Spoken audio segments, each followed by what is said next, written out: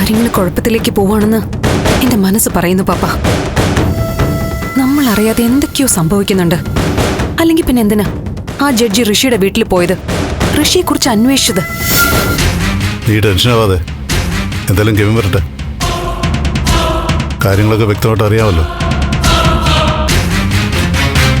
ഋഷിയുടെ അമ്മ കെവിനെ അത്യാവശ്യമായിട്ട് വിളിച്ചപ്പോ തന്നെ ഊഹിക്കാം കാര്യങ്ങൾ സീരിയസാ. കാര്യങ്ങൾ സിദ്ധാർത്ഥൻ ഏറ്റെടുത്തിട്ടുണ്ടാവും. അയാളുടെ നീക്കങ്ങളായിരിക്കും ഇതൊക്കെ. അയാൾ സത്യസന്ധനൊക്കെയാണ്, പക്ഷേ തന്ത്രശാലിയായ ഒരു രാഷ്ട്രീയക്കാരൻ അയാളുടെ ഉള്ളിലുണ്ട്. അതുകൊണ്ട് സിദ്ധാർത്ഥനെ സൂക്ഷിക്കണം. ഞാൻ കെവിനെ ഒന്ന് വിളിക്കട്ടെ. അവൻ എത്തിയോ, അരുന്ധതി മാഡത്തെ കണ്ടോ എന്നൊക്കെ അറിയാലോ. വേണ്ട വേണ്ട, അവനെത്താൻ സമയമാവുന്നല്ലേ ഉള്ളൂ.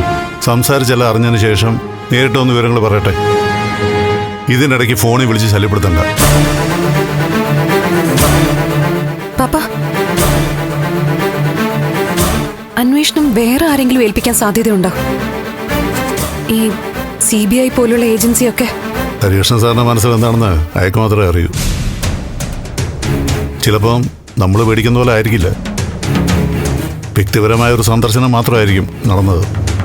അങ്ങനെയാണെങ്കിൽ തന്നെ അരുന്ധതി മാഡം ഇത്രയും പേടിച്ചിട്ട് കെവിനെ വിളിക്കൂ, ഉടനെ ചെല്ലണോന്ന് പറഞ്ഞ്?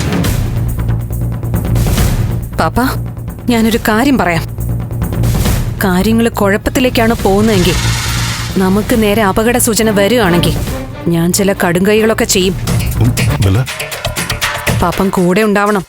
നീ ഇത്രയ്ക്ക് അപ്സെറ്റായി ഓരോന്നിങ്ങനെ പറയാതെ. ഞാൻ വ്യക്തമായിട്ട് ആലോചിച്ചിട്ട് തന്നെയാ പറയുന്നത്. എന്റെ ആഗ്രഹങ്ങൾ പോലെ കാര്യങ്ങൾ നടന്നില്ലെങ്കിൽ തീർക്കും ഞാൻ എല്ലാത്തിനെയും. എന്നെ തോൽപ്പിച്ചിട്ട് നന്ദന ദേവികയായിട്ടൊരു ജീവിതം അതുണ്ടാവില്ല.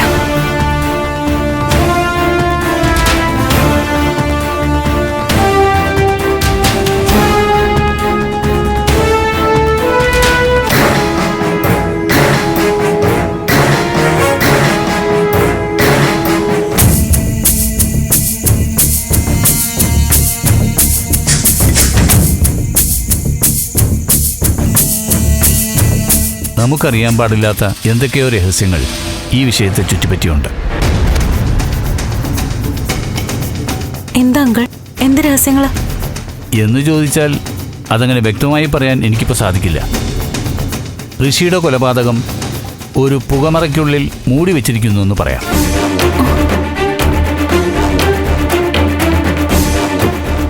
അല്ല കരിയേട്ട, നന്ദൻ തന്നെ പറയല്ലേ നന്ദന്റെ കൈ കൊണ്ട് ഋഷി അപായപ്പെട്ടതെന്ന്.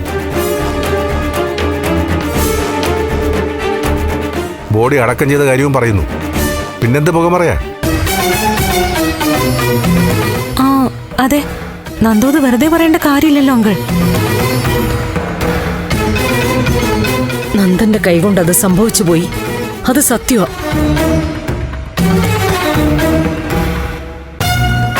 ഹരിയേട്ടൻ ഏത് വിധത്തിലും നന്ദനെ രക്ഷിക്കണം. രക്ഷിക്കാം. ഋഷിയെ കൊന്നുവെന്ന് നന്ദൻ പറഞ്ഞത് നിങ്ങൾ വിശ്വസിക്കുന്നു. അങ്ങനെയെങ്കിൽ ഋഷിയുടെ പ്രേതത്തിന്റെ കഥയും വിശ്വസിക്കണമല്ലോ.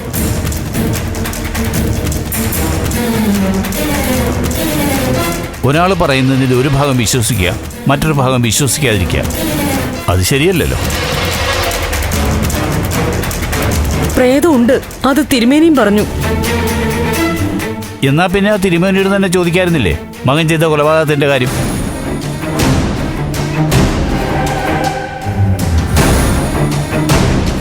നന്ദന്റെ അത്രയും തന്നെ ഭാരവും വലിപ്പമുള്ള ഒരാളെ തല്ലി വീഴ്ത്തുന്നു.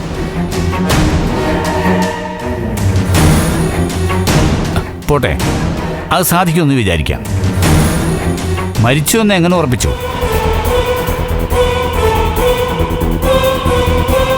കുഴിയെടുക്കാനുള്ള സജ്ജീകരണങ്ങൾ കൃത്യമായി അവിടെ എങ്ങനെ ഉണ്ടാവുന്നു?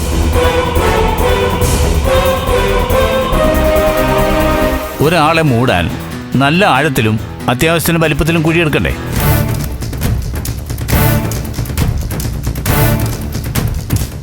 നന്ദൻ ഒറ്റയ്ക്ക് ഇതൊക്കെ ചെയ്യാൻ പറ്റുമോ? ഇതൊക്കെ ഒരു ജഡ്ജി ആയതുകൊണ്ട് ഹരിയേട്ടന് തോന്നുന്നതാവും. അതെ, അതുകൊണ്ട് തന്നെയാണെന്ന് കൂട്ടിക്കോളൂ.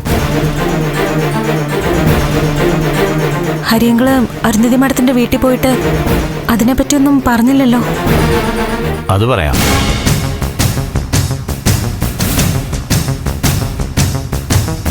ഒരു മകനെ കാണാതെ കാത്തിരിക്കുന്ന ഒരമ്മയെ ഞാനവിടെ കണ്ടില്ല.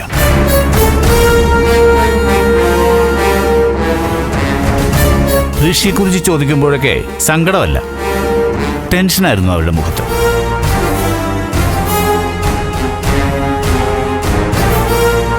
മകന്റെ കാര്യം അന്വേഷിച്ച് ഒരാൾ അവിടെ ചെല്ലുമ്പോൾ സാധാരണഗതിയിൽ അവർക്കൊരാശ്വാസം തോന്നേണ്ടതല്ലേ?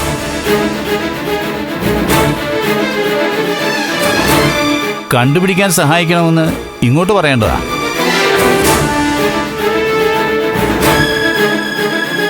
പക്ഷെ ഞാൻ അങ്ങോട്ട് സഹായം ഓഫർ ചെയ്യുമ്പോൾ അവർക്കൊരു പേടി പോലെയായിരുന്നു. ഹരിയേട്ടൻ എന്താ പറഞ്ഞു വരുന്നത്? നന്ദൻ പറഞ്ഞ കാര്യങ്ങളും നമ്മൾ കേട്ട കാര്യങ്ങളും എനിക്കെന്തോ അത്രയ്ക്ക് പൂർണ്ണമായിട്ട് അങ്ങോട്ട് ദഹിക്കുന്നില്ല.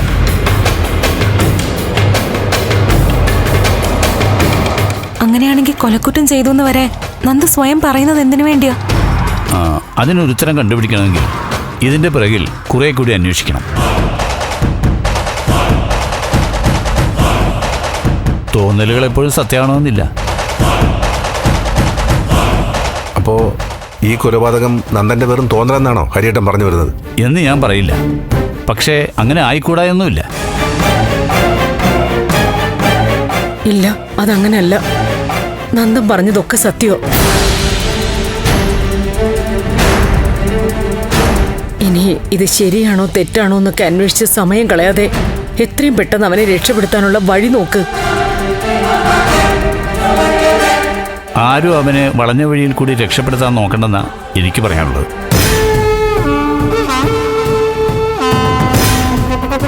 ചിലപ്പോ നേരായ വഴിയിൽ കൂടി തന്നെ അവന് രക്ഷപ്പെടാൻ പറ്റിയേക്കും.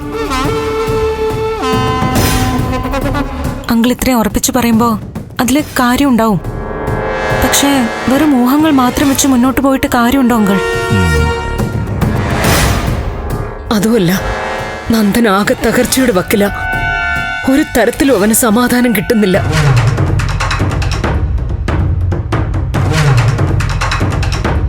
ഇതിപ്പോ അവനെ പരീക്ഷിക്കുന്നത് പോലെയായി എനിക്ക് തോന്നുന്നത്.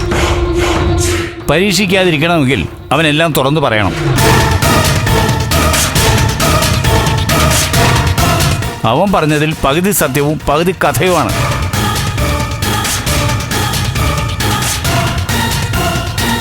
വിട്ടുപോയ ഭാഗങ്ങൾ പൂരിപ്പിച്ചെടുക്കാൻ കുറച്ച് സമയമെടുക്കും.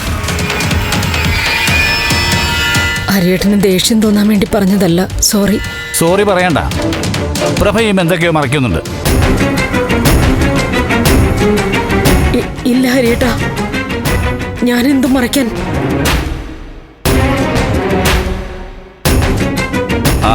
ഇനി ചിലപ്പോ അതും എന്റെ തോന്നലായിരിക്കും. എന്തായാലും നിങ്ങൾ കാര്യങ്ങൾ തീരുമാനിക്കുക. ഉറപ്പിച്ചു കഴിഞ്ഞെങ്കിലും ഞാനിതങ്ങനെ വിടാനൊന്നും ഉദ്ദേശിക്കുന്നില്ല.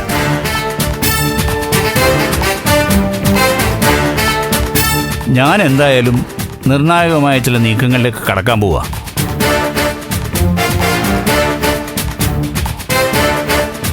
നിങ്ങളെല്ലാവരും എൻ്റെ കൂടെ ഉണ്ടാവണം.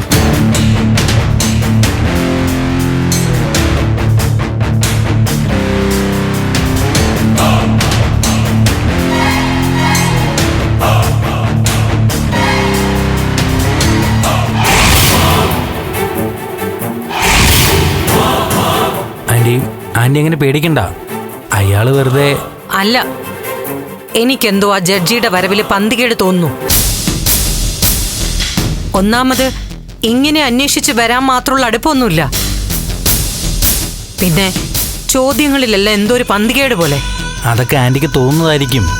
എന്തെങ്കിലും ഒരു സംശയം നമ്മുടെ ഉള്ളിലുണ്ടെങ്കിൽ പിന്നെ എല്ലാം അതുമായി കണക്ട് ചെയ്ത് നമ്മൾ ചിന്തിക്കും. അല്ല കെവിൻ, ഇതങ്ങനെ എൻ്റെ ഒരു വെറും സംശയമായിട്ട് തള്ളിക്കളയണ്ട. ആ ജഡ്ജിയുടെ വരവിലൊരു ദുരൂഹതയുണ്ട്, ഉറപ്പാ. പ്രൈം മിനിസ്റ്റർക്ക് പരാതി കൊടുക്കാന്നൊക്കെ പറഞ്ഞത് എന്റെ മനസ്സ് പഠിക്കാൻ വേണ്ടിയിട്ടാണോ എന്ന് എനിക്ക് സംശയമുണ്ട്. ഇനി ഈ നാടകം അധികകാലം മുന്നോട്ട് കൊണ്ടുപോകാൻ പറ്റില്ല. അമ്മ എന്താ ഉദ്ദേശിക്കുന്നത് അത് പറ. എന്താ ഉദ്ദേശിക്കുന്നത് നിനക്ക് അറിയില്ലല്ലേ? ജീവിതകാലം മുഴുവൻ നിന്നെ ഇങ്ങനെ മുറിക്കകത്ത് അടച്ചിട്ട് വളർത്താൻ പറ്റില്ലെന്ന്. തലയ്ക്ക് മുകളിലെ ഒരു വാള് തൂങ്ങിക്കിടക്കുന്ന പോലെയാ തോന്നുന്നേ. ഏത് സമയം അത് പൊട്ടി വീഴാം. നന്ദനെ ഇല്ലാണ്ടാക്കാൻ വേണ്ടി ചെയ്തു കൂട്ടിയതൊക്കെ നിങ്ങളെയാവും ഇല്ലാണ്ടാക്കുന്നേ. അമ്മ ഒന്ന് നിർത്തുന്നുണ്ടോ? ഞാനല്ല, നീയാണ് എല്ലാം നിർത്തേണ്ടത്. എല്ലാം തുറന്നു പറയണം. ഇന്നത്തോടെ എല്ലാം അവസാനിപ്പിക്കണം. അമ്മേ, കെവിൻ ചന്ദ്രോത്ത് നല്ല സ്വാധീനമുള്ളതല്ലേ? കെവിൻ തന്നെ അവരെ അറിയിക്കേ ഋഷിക്കൊന്നും സംഭവിച്ചിട്ടില്ലെന്ന്. ഇല്ലെങ്കിൽ ഞാൻ ഹരിസാറിനെ വിളിക്കും, എല്ലാം പറയാം. അമ്മേ, ദേ ക്ഷമയ്ക്കൊരു പരിധിയുണ്ട്. എന്റെ ക്ഷമയ്ക്കുണ്ടടാ ഒരു പരിധി. അമ്മ ആവശ്യമില്ലാത്ത കാര്യത്തിൽ തലയിടാൻ നിൽക്കല്ലേ. ആവശ്യമില്ലാത്തതൊക്കെ ചെയ്യുന്നത് നിങ്ങളാ. ആൻറ്റി വേണ്ട, വെറുതെ തർക്കവും ബഹളമൊന്നും വേണ്ട. ഞാൻ ഇവന്റെ ഭാവിക്ക് വേണ്ടിയാ കെവിൻ ഈ പറയുന്നൊക്കെ. എന്റെ ഭാവിയാണ് അമ്മയ്ക്ക് പ്രധാനമെങ്കിൽ എന്റെ ആഗ്രഹങ്ങളുടെ കൂടെ നിൽക്കണം. ജഡ്ജിയോ MLA വന്ന് പറഞ്ഞു വന്നതിന്റെ പേരില് ഒക്കെ വിളിച്ചു പറയാൻ അമ്മയുടെ ഉദ്ദേശമെങ്കിൽ എന്നെ പിന്നെ ജീവനോടെ കാണാന്ന് കരുതണ്ട. ഞാൻ എന്റെ ജീവനങ്ങ് എടുക്കും. മുൻപ് പ്രഭാവതി കാറടിച്ച് കൊല്ലാൻ നോക്കിയതല്ലേ എന്നെ? അന്ന് ഞാൻ മരണപ്പെട്ടില്ല. ഇപ്പൊ ഞാനോട് തന്നെ എന്റെ ജീവനെടുത്തോളാം.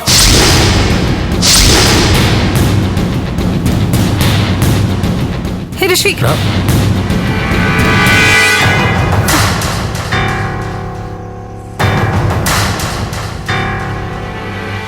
ആൻറ്റി വളരെ കാലത്തെ കാത്തിരിപ്പിന് ശേഷമാണ് ഋഷി എങ്ങനെ നമുക്ക് തിരിച്ചു കിട്ടിയത്.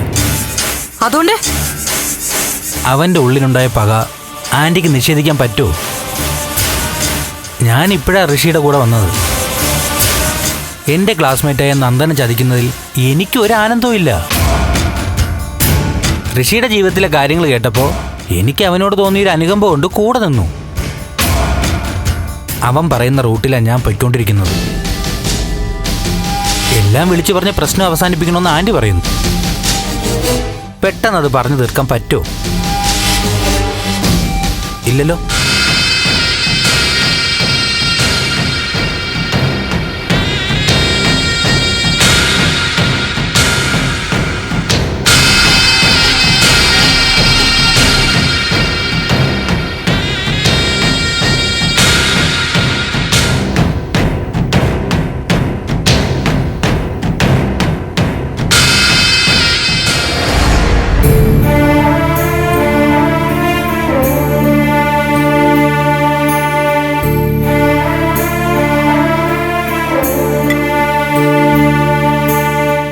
ഗിരി, എന്നെ ചന്ദ്രത്തേക്ക് ഒന്ന് കൊണ്ടുപോ. നടന്നതൊക്കെ അറിഞ്ഞിട്ട് ഒരു സമാധാനവും ഇല്ല. പാവം നന്ദൻ. നീ അവിടെ പോയിട്ട് എന്ത് ചെയ്യാനാ? അല്ലെങ്കിൽ തന്നെ അവിടെ ഉള്ളവരൊക്കെ നിന്നേക്കാളും വലിയ വിഷമത്തില. എനിക്ക് അവനെ ഒന്ന് കാണണം.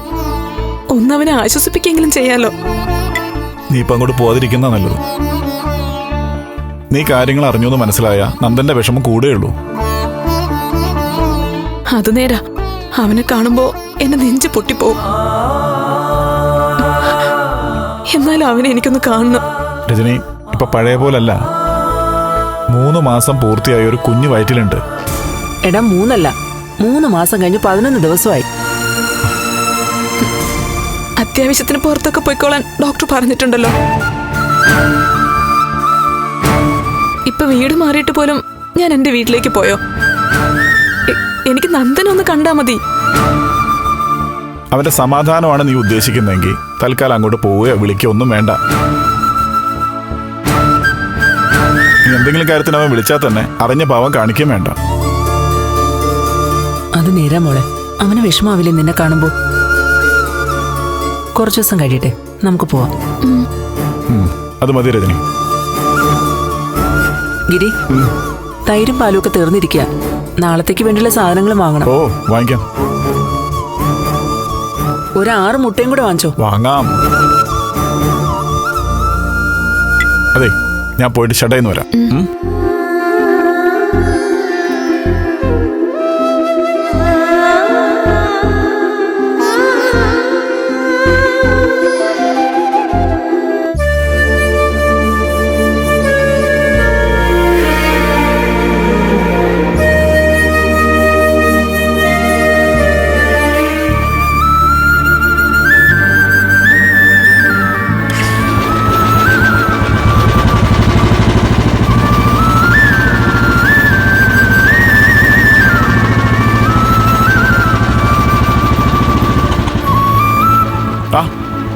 ശാരിക. ഗിരീഷേട്ടൻ എവിടെയെങ്കിലും പോവാണോ? ആ, ഇവിടെ കട വരെ. അത്യാവശ്യം വല്ലതാണോ? അല്ല, അത്യാവശ്യമൊന്നും അല്ല. മാധുവേട്ടനിപ്പോ എങ്ങനെയുണ്ട്? അച്ഛന് നല്ല ഭേദമുണ്ട് ഗിരീഷേട്ടാ. അത് ഗിരീഷേട്ടനെ കണ്ടൊരു സോറി പറയാൻ വന്നതാ. സോറി പറയാനോ? എന്തിനാ? അല്ല, അന്ന് ആശുപത്രി വെച്ച് ഞാൻ ഗിരീഷേട്ടനോട് കുറച്ച് ചൂടായിട്ടൊക്കെ സംസാരിച്ചില്ലേ? എന്ന് ചൂടായി? അച്ഛൻ ആശുപത്രി കിടക്കുമ്പോ അച്ഛൻ എങ്ങനെയാ അപകടം പറ്റിയെന്നൊക്കെ ചോദിച്ചിട്ട്. ഓ, അങ്ങനെ ഒരു രംഗം ഉണ്ടായിരുന്നല്ലേ? ഞാനതൊക്കെ മറന്നുപോയി. ശരി, അന്ന്? അല്ല, അന്ന് ചൂടായതിന് ക്ഷമ പറയണമെന്ന് തോന്നി. എന്റെ ശാരികയെ, ഈ ക്ഷമയൊക്കെ ചൂടോടുകൂടി പറയണ്ടേ? ഇതിപ്പോ സംഭവം കഴിഞ്ഞിട്ട് നൂറ്റാണ്ട് കഴിഞ്ഞില്ലേ? ശരി, പോട്ടെ. എന്തായാലും ക്ഷമാപണം സ്വീകരിച്ചിരിക്കുന്നു. അല്ല, ആ സമയത്ത് സത്യാവസ്ഥ മനസ്സിലാക്കാതെ ഞാൻ എന്തൊക്കെയോ പറഞ്ഞു പോയല്ലോ. പൊന്ന് ശാരികയെ, ഇങ്ങനെയുള്ള നിസാര കാര്യങ്ങളിൽ മനസ്സ് വേദനിച്ച എങ്ങനാ? എന്തായാലും അകത്ത് കയറിയിരിക്കേ, ഞാനിപ്പോ വരാം. ഞാൻ വന്നിട്ടേ പോവാവൂ. ശരി ശരി.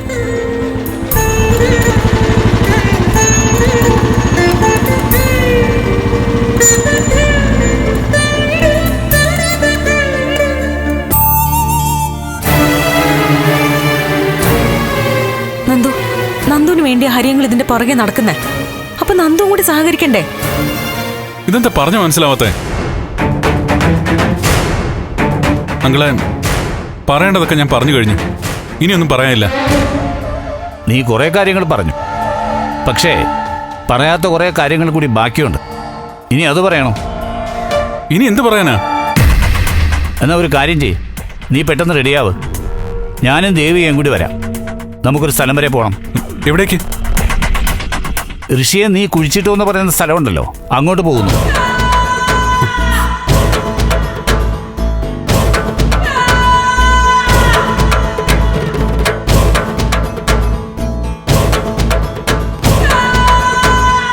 ഇറങ്ങ് നന്ദു, നമുക്ക് പോവാം. അവിടേക്ക് എന്തിനാ പോന്നേ? ജസ്റ്റ് ലൊക്കേഷൻ ഒന്ന് കാണാൻ. കുറ്റം ചെയ്തവരെ തെളിവെടുപ്പിന് കൊണ്ടുപോകും. കുറ്റകൃത്യവുമായിട്ട് ബന്ധപ്പെട്ട സ്ഥലങ്ങളിലൊക്കെ പ്രതിയായിട്ട് പോകും. അങ്ങനെ ഒരു യാത്രയാണെന്ന് വെച്ചോളൂ, ഒരു റിഹേഴ്സല്. ഇല്ലെങ്കിലേ ഞാനില്ല. എന്തുകൊണ്ട് നന്ദു വരാത്തെ? നന്ദു പ്ലീസ്. വിഷയത്തിന്റെ ഗൗരവം നന്ദുവിന് അറിയില്ലേ? ആ സ്ഥലം അത് എവിടെയാണെന്ന് ഞാൻ മറന്നുപോയി. ദേ നോക്ക്, നിന്നേക്കാൾ വലിയ വേദനമാരെ കണ്ടിട്ടുള്ളവനായി ഞാൻ. എന്നോട് നിന്റെ അഭ്യാസം ഒന്നും ഇറക്കണ്ട. അങ്ങളെ, ഞാൻ ആ സ്ഥലം സത്യമായിട്ട് മറന്നുപോയി. നന്ദു, അച്ഛനും അമ്മയും വളരെ പ്രതീക്ഷയോടെ മുറിയിൽ കാത്തിരിക്കുന്നേ. ഞങ്ങൾ മാത്രമായി നന്ദുവിനോട് സംസാരിച്ച് ചില കാര്യങ്ങൾ അറിയാനുണ്ടെന്ന് പറഞ്ഞിട്ടാ ഹരിയങ്ങളും ഞാനും സ്വകാര്യമായി സംസാരിക്കുന്നത്.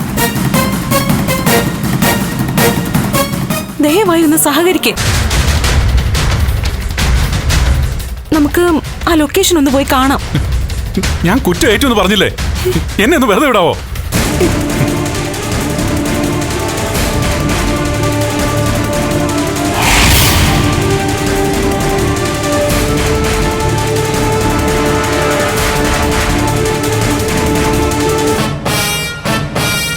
നന്ദ, നിന്നെ അങ്ങനെ വെറുതെ വിടാനൊന്നും ഞാൻ ഉദ്ദേശിക്കുന്നില്ല.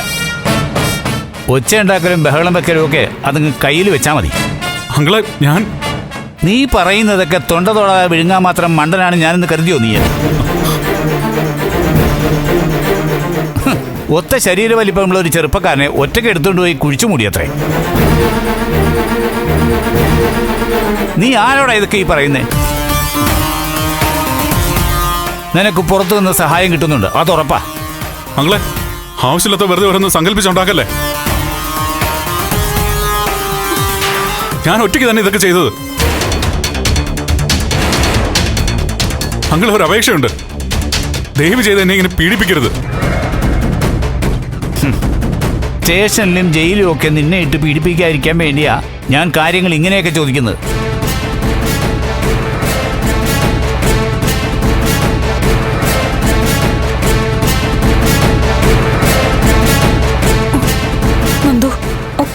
വേണ്ടിയാണെന്നൊന്ന് മനസ്സിലാക്ക്. നിങ്ങൾ ആരും എന്നെ മനസ്സിലാക്കുന്നില്ല, അതാ പ്രശ്നം. എന്റെ കാര്യം ഞാൻ നോക്കിക്കോളാം. ശരി, നന്ദുവിന്റെ കാര്യം നന്ദു നോക്കിക്കോ. ഇനി ചന്ദ്രൂത്ത് വീടിന്റെ പടി ചവിട്ടില്ല എന്നും പറഞ്ഞ് ശപഥം ചെയ്തു പോയ ഞാൻ പിന്നെ ഇവിടേക്ക് കയറി വന്നതേ മനുഷ്യത്വം ബാക്കി കിടക്കുന്നതുകൊണ്ടാ. അമ്മയായും അച്ഛനായും കരുതുന്ന മനുഷ്യരും ഇവിടെ ഉള്ളതുകൊണ്ടാ. അവർക്കൊരു ദുഃഖം വരാതെ എങ്ങനെ നോക്കാന്ന് വിചാരിച്ചിട്ടാ. അങ്കിൾ, ഉറങ്ങുന്ന ആളിനെ ഉണർത്താം. ഉറക്കം നടിക്കുന്നവരെ എന്ത് ചെയ്യാൻ പറ്റും?